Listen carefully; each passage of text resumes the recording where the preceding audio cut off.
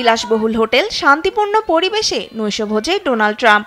বিশেষ নিরাপত্তার মাঝেই আওয়াজ উঠল ফিলিস্তিন মুক্তির স্লোগান।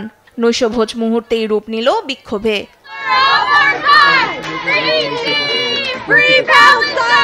যুক্তরাষ্ট্রের ওয়াশিংটন ডিসি রেস্তোরাঁয় নৈশভোজের সময় ট্রাম্পকে উদ্দেশ্য করে ফিলিস্তিনপন্থীরা ফ্রি প্যালেস্টাইন স্লোগানে বিক্ষোভ শুরু করেন। তারা ফিলিস্তিনকে মুক্তির দাবিতে স্লোগান দেন এবং ট্রাম্পকে বর্তমান সময়ের হিটলার বলেও তিরস্কার করেন।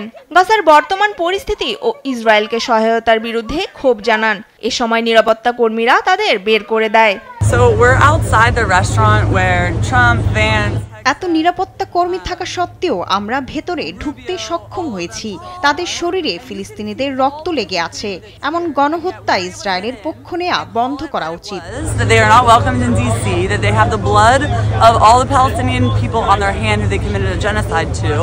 এদিকে গাজায় মানবিক সহায়তা পৌঁছানোর উদ্দেশ্যে বার্সেলোনা থেকে রওনা হওয়া গ্রেটা থুনবার্গের নৌবহর তিউনিসিয়ায় অবস্থানকালে ড্রোন হামলার মুখে পড়েছে। মঙ্গলবার রাতে এ হামলায় জাহাজে আগুন ধরলেও ঘটেনি হতাহত। পরদিন বুধবার বন্দরে থাকা আরও একটি জাহাজ ফের হামলার মুখে পড়ে। আমরা দুজন জাহাজে দাঁড়িয়েছিলাম। একটি ড্রোন আমাদের মাথার উপর এসে থামে এবং কিছুক্ষণ পর বোমা হামলা চালায়। আমরা সময় মতো নিরাপদে সরে যাওয়ায় হতাহতের ঘটনা ঘটেনি। হামলায় নৌকায় আগুন লাগলে আমরা দ্রুত তা নিয়ন্ত্রণে আনি। এ ঘটনার তদন্ত চলছে। এর সঙ্গে জড়িতদের দ্রুতই বের করা হবে। তদন্তে যতটা সম্ভব সহায়তা করব। জাহাজটিতে এখন মেরামত চলছে। হামলার মুখেও আমরা পিছু হটব না। বুধবার ত্রাণ ভর্তি নৌবহরটি তিউনিসিয়ার সিদি বুসাইদ বন্দর থেকে আবারও যাত্রা শুরু করবে এবং এর পরবর্তী গন্তব্য ফিলিস্তিনের গাজার বন্দর।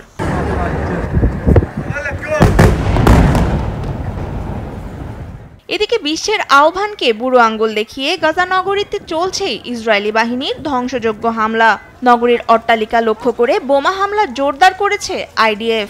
বুধবার কিছু ভবনে নতুন করে বাসিন্দাদের সরে যাওয়ার নোটিশ দেওয়া হয়েছে। একদিকে বাড়ছে হামলা, অন্যদিকে ঝরছে নিরীহ ফিলিস্তিনির রক্ত। তনিমা ইসলাম, নিউজ ডেস্ক, দেশ টিভি।